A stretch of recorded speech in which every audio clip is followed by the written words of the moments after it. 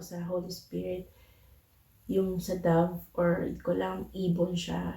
Talaga kasi nga, di ba nasabi kasi niya na 1 week akong walang tulog. Pati nga yung boses ko, napaus na dahil every time nagpipray ako, dire-diretso sa 1 to 4 or ganyan, usually 3 to 5, nagpipray, sing ako, yung boses ko dire-diretso. So the next day, minsan napapaus na ako.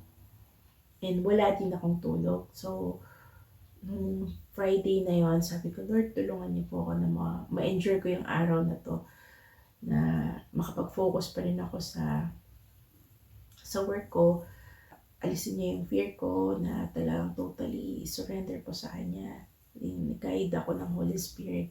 Alam niyo nung pagkasabi, since nasa labas kami kasi outdoor play, nasa labas kami noon. Nagpipray kasi ako sa mind ko na, Lord, tulungan niyo po ako, guide niyo po ako ng Holy Spirit. Bigla na lang ako napatingin sa taas, sa sky, mismo ko saan yung ulo ko, nakita ko, nagulat nila ako, nakita ko yung 5 ibon na para siyang dove, yung itsura niya. Pero hindi ko na kasi makita kung puti siya eh. Para sa akin, para siyang gray. Kasi malayo siya, na sky siya. So, nakita ko siya, 5 siyang ibon na parang ang dove na magkakasunod-sunod siya.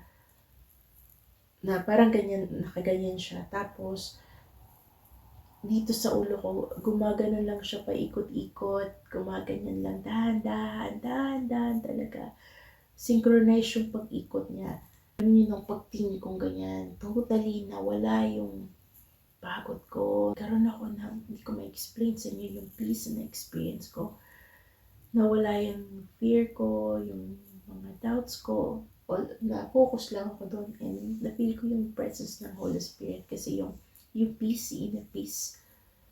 And first time ko lang naka-experience na merong ibon na 5 na synchronization na dahan-dahan siya talaga. Umiikot siya and doon na, nung pagkakita ko na ano pa ako na sobra yung saya, yung tiri-ay na thank God, thank you Holy Spirit for your guidance. Alam ko kayo to, ay answered prayer ako na tinulungan niyo talaga ako. And pagka pikit kong ganyan, kasi nag-pray ako nakita ko na medyo matagal nakita ko na. Pag tingala ko ulit, wala na yung ipon. Tapos yun na, nag-focus na ulit ako sa work ko. Ang dami kong gusto ko pang i-share sa inyo, yung iba pa. But this time, i-share ko lang muna to.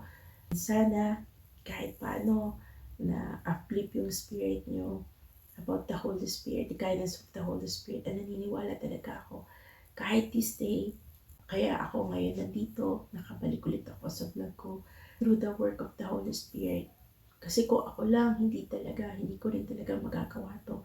Kasi maraming beses ako nananaginip recently, kahit na pwede kong makapag-vlog. Pero lagi ko sinasabi, Lord, give me the courage and the strength na makapag-vlog ako ulit.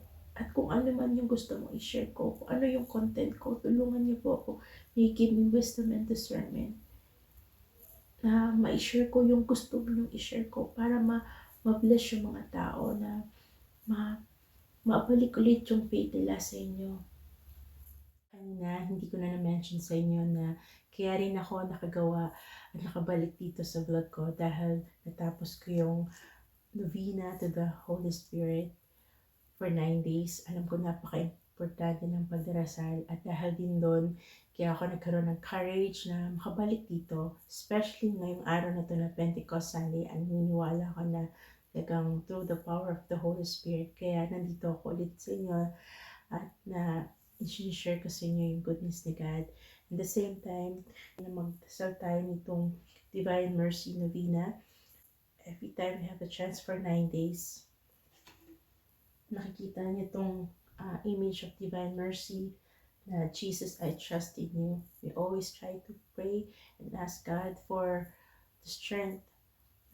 Bigyan niya tayo ng grace to truly trust Him. We can pray, Lord, please help us. We want to trust you, Lord, but please help us to trust you, trust you completely. And also, itong novena to Our Lady of Fatima, pwede rin tayong mag-pray nito. Malaking tulong. Ito yung image ng Lady of Fatima, na makapag-pray tayo as family ng rosary, and at the same time, mantle meditation and consecration to Mama Mary for 46 days. Dito ako nagkaroon ng opportunity, ng courage na masimulan ko yung vlog ko 2 years ago. And of course, through the guidance of the Holy Spirit. Sana kahit paano na-bless kayo sa sharing ko ngayon at makatulong din sa inyo itong mga prayers na share ko sa inyo. Napakalaking bagay talaga ang pagdarasal at makakatulong ito sa faith natin, especially na dumaranas ng mga problema. Huwag tayong mawawala ng pag-asa. Patuloy lang tayo magdasal at manalig sa Diyos. At kung may mga times na hihirapan tayo, mas lalo tayong magdasal. Isuko natin lahat, at especially yung pagdarasal ng rosary. Huwag natin magkalimutan magdasal ng rosary. Kung kaya natin na magdasal para as family, magdasal tayo. And kung hindi man, ipagpadasal natin na makasama natin ang mga members ng family natin para pagdasal natin hindi lang sa atin kundi ang mundo, for the true conversion of hearts, for the peace in the whole world, and for the salvation of souls. Again, thank you so much sa oras na binigay niyo. Sana kung na-bless kayo sa share ko, sana ma-share niyo rin to sa iba. At sana magsama-sama tayo ulit. At sa susunod kong vlog, may marami pa akong ma-share sa inyo about the goodness of God. And please, isama niyo rin ako sa prayers niyo. Hindi lang ako, mga tao na katulad ko rin na nagtatry na i-share yung gospel, yung good news, na maipag-pray nyo kami, may makabitiyo talaga, at mai-continue namin to. Lahat tayo na mabigyan ng opportunity na i-proclaim, i-share yung goodness niya, yung love niya sa atin, para mas marami pang maka-experience ng love niya. Thank you for watching. God bless. Trust God in all circumstances. So do not fear, for I am with you. Do not be dismayed, for I am your God. I will strengthen you and help you. I will uphold you with my righteous right hand. Isaiah 41 verse 10. You will seek me and find me when you seek me with all your heart. Jeremiah 29 verse 13. Father in heaven, today I surrender every thought to you. I choose to release my cares and concerns so I can focus on your goodness in my life. Thank you for the gift of faith to see the impossible become possible as I continue to place my hope and confidence in you. In Jesus' name, Amen.